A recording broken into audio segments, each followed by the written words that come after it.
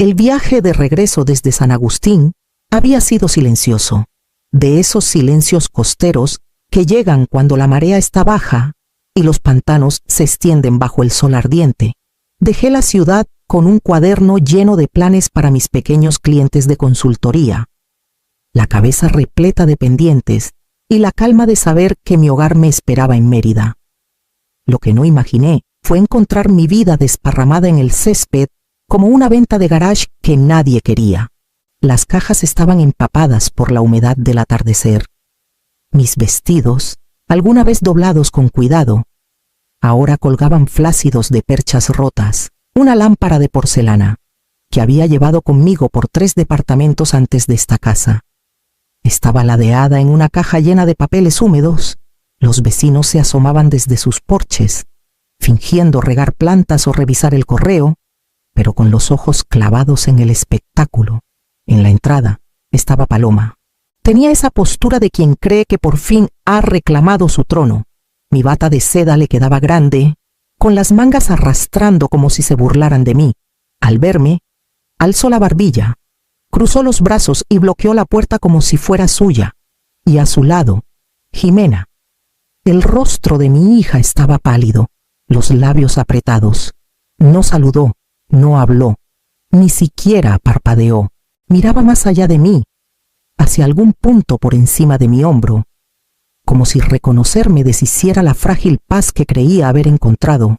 Caminé lentamente por el sendero, el crujir de la grava bajo mis zapatos más fuerte que cualquier palabra. Cada paso pesaba más, pero mi rostro no se quebró. Tomé una de las cajas más pequeñas en mis brazos. Su peso era incómodo. Una esquina se me clavaba en las costillas. Paloma sonrió apenas, satisfecha, mientras Jimena se movía inquieta. El aire olía al jazmín del jardín que alguna vez cuidé, pero se mezclaba con el amargor de la traición. Quise preguntar por qué, exigir una explicación, pero las palabras se me atoraron en la garganta. En cambio, llevé la caja al coche, con las miradas de los vecinos siguiéndome como sombras. La humillación me quemaba por dentro, pero más ardiente aún era la resolución silenciosa que comenzaba a asentarse. Me habían echado de la casa que pagué, la casa que mantuve viva con años de sacrificios. Creían que esto era un final.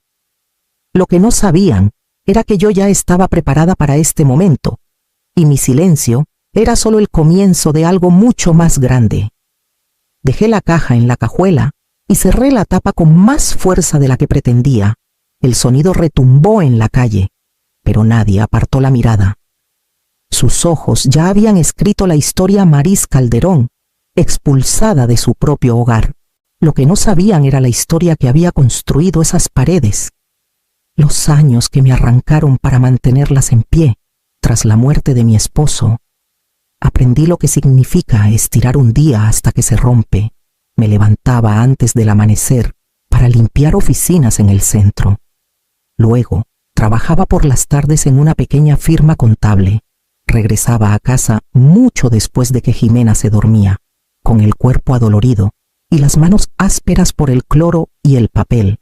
Me decía que era temporal, solo hasta que el peso se aliviara. Pero los años se escurrieron, cada uno llevándose más de mí que el anterior. Cuando Jimena fue aceptada en un posgrado en la Ciudad de México, firmé los papeles del préstamo sin dudar. Las cifras me mareaban, pero sus sueños valían más. Recuerdo haber manejado hacia el norte con cajas de sus libros abarrotadas en el asiento trasero, viéndola apoyar la frente en la ventana, ya imaginando una vida que parecía más brillante que la mía. Incluso la familia de Paloma sintió mi generosidad cuando su padre perdió su empleo en el puerto. Pagué 2 meses de su renta, solo hasta que las cosas se estabilicen. Me repetía. Creía que la bondad siempre regresaba de alguna forma, aunque nunca supe cuándo. La hipoteca de la casa en Mérida fue otro sacrificio. Jimena y Paloma insistían en que era justo compartir la carga, pero compartir pronto se convirtió en que yo cargara todo. Pagué en silencio, mes tras mes, convenciéndome de que era una inversión en la estabilidad de mi hija, en su futura familia. Cada cheque que firmaba era como un pedazo de mí, que se deslizaba al bolsillo de alguien más.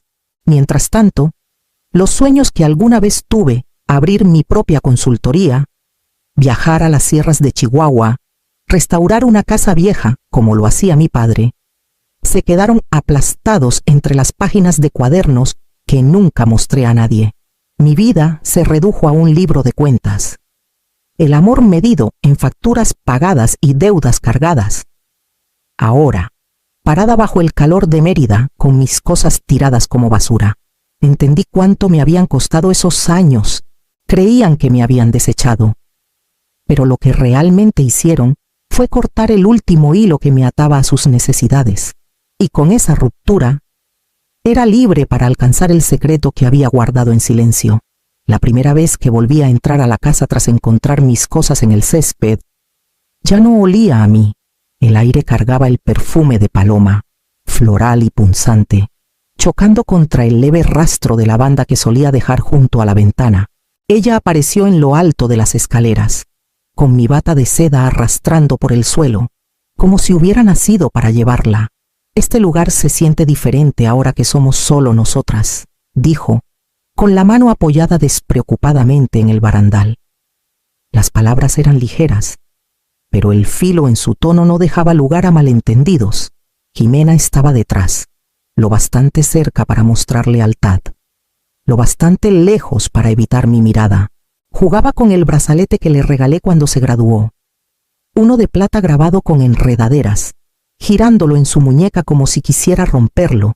Entré a la sala, donde mis fotos enmarcadas habían sido relegadas al aparador. En su lugar, las velas perfumadas de paloma titilaban en frascos de vidrio.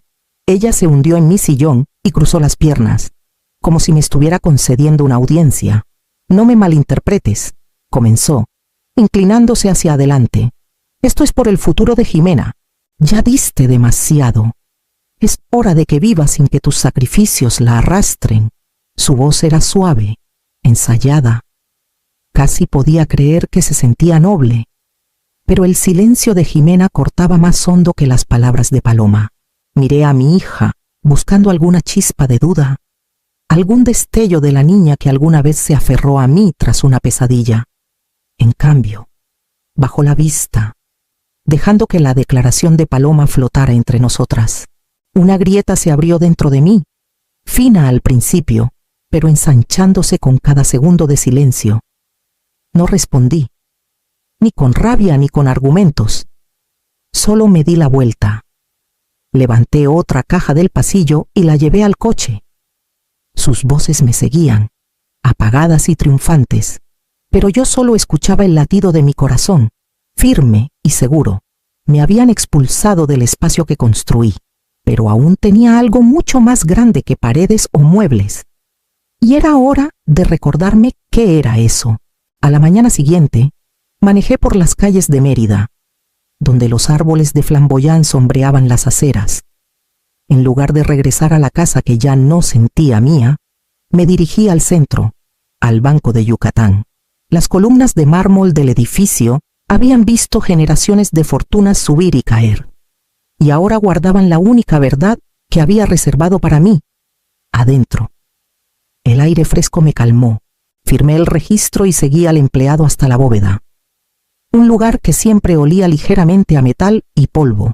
Cuando la pequeña puerta de acero se abrió, levanté la caja angosta y la puse sobre la mesa. Mis manos temblaban un poco, aunque no de miedo, una por una. Desdoblé los papeles que había escondido.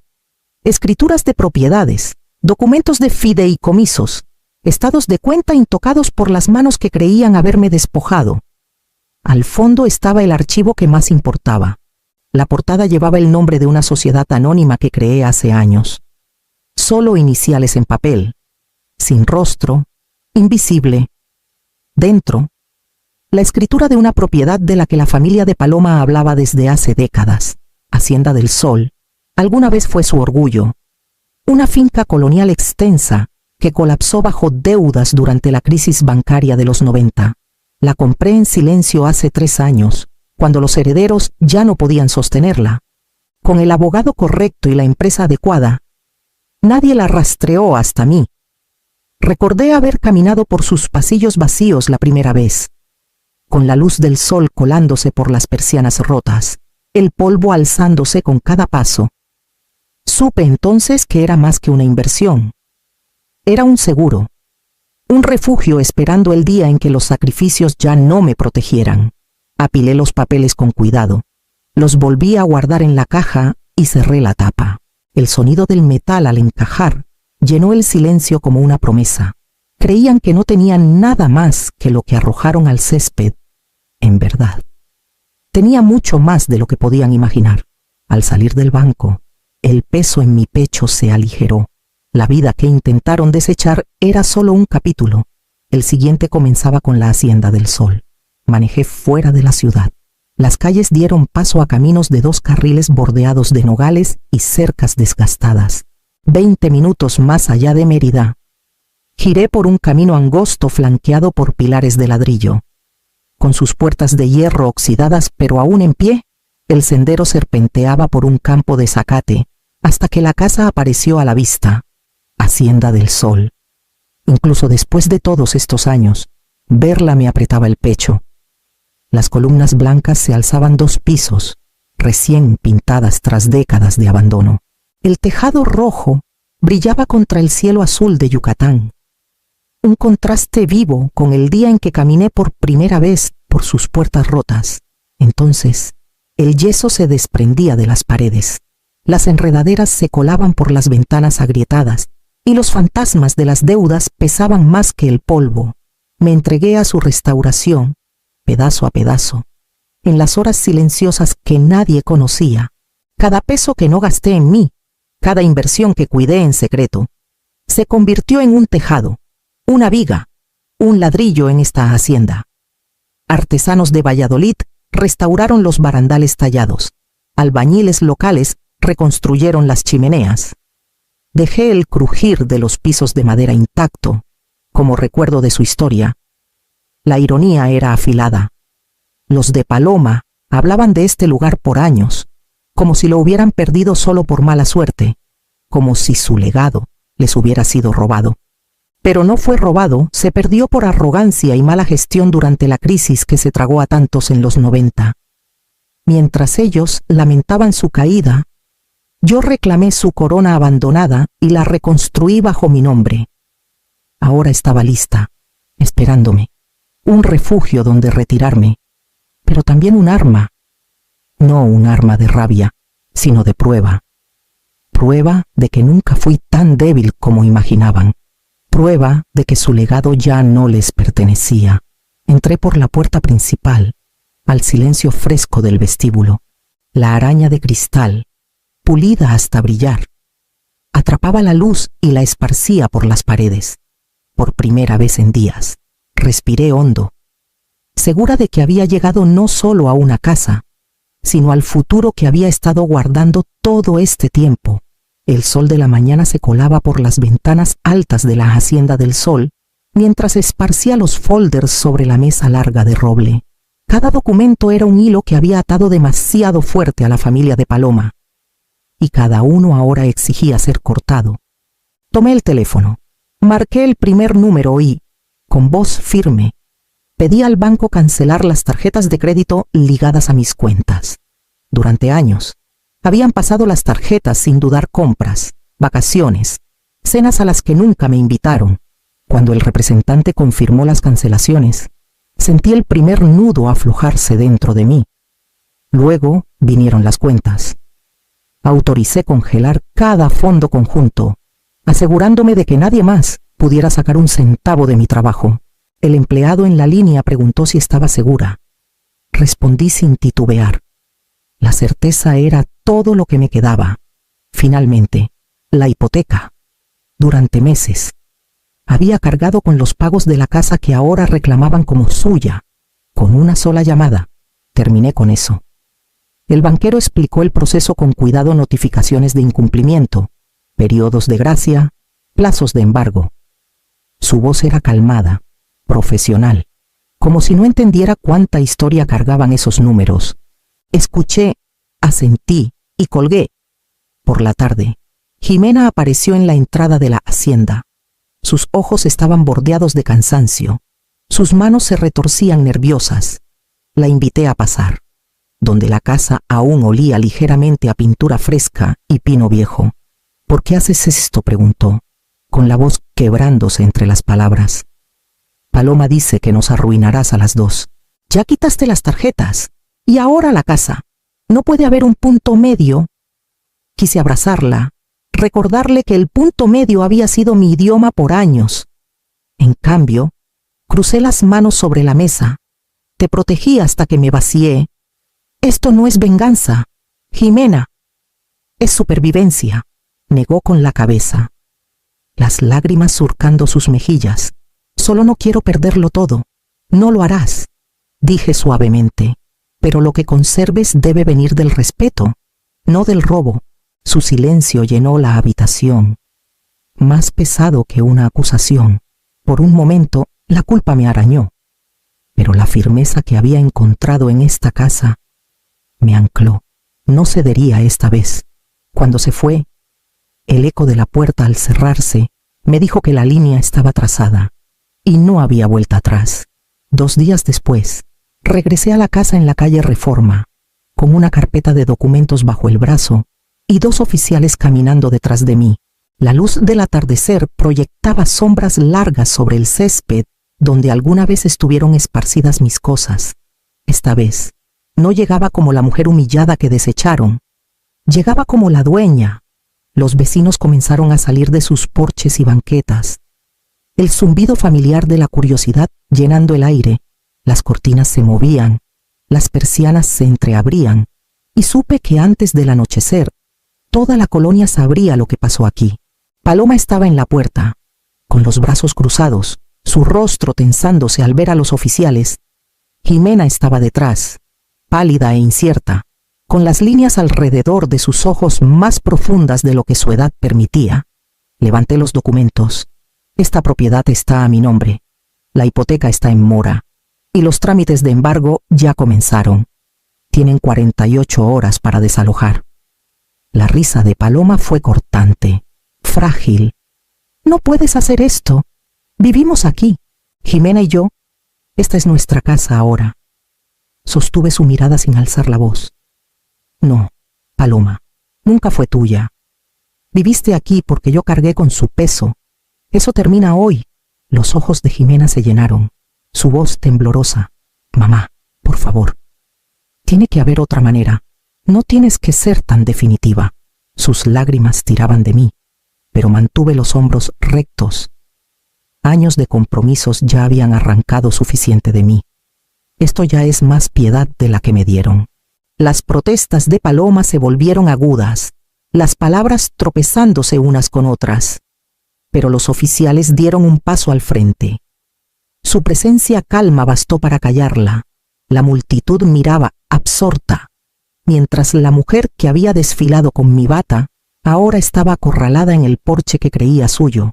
Me di la vuelta, mi mirada fija en Jimena.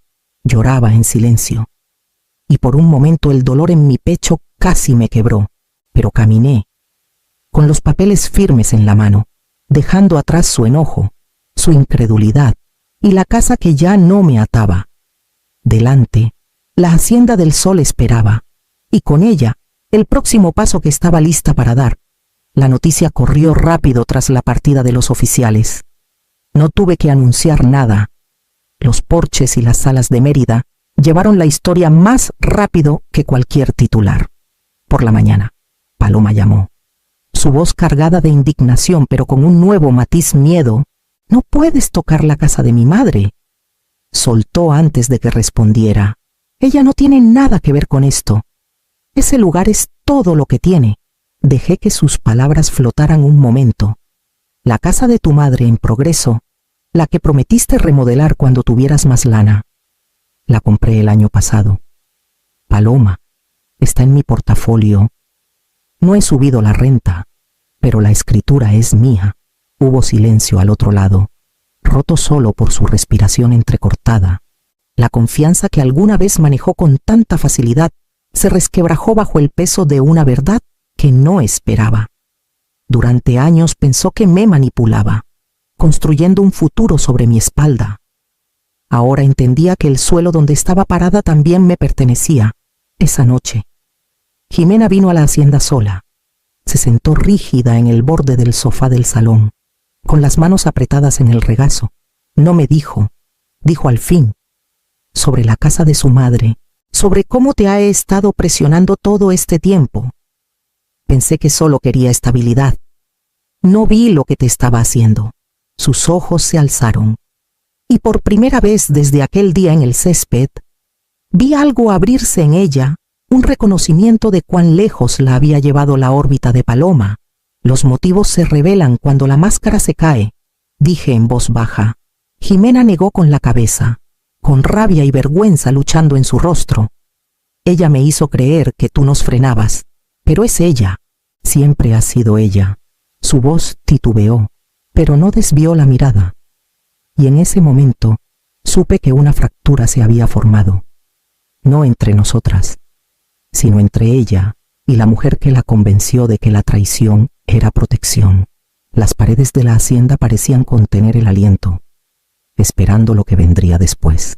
La Hacienda del Sol ahora era mía en más que solo nombre.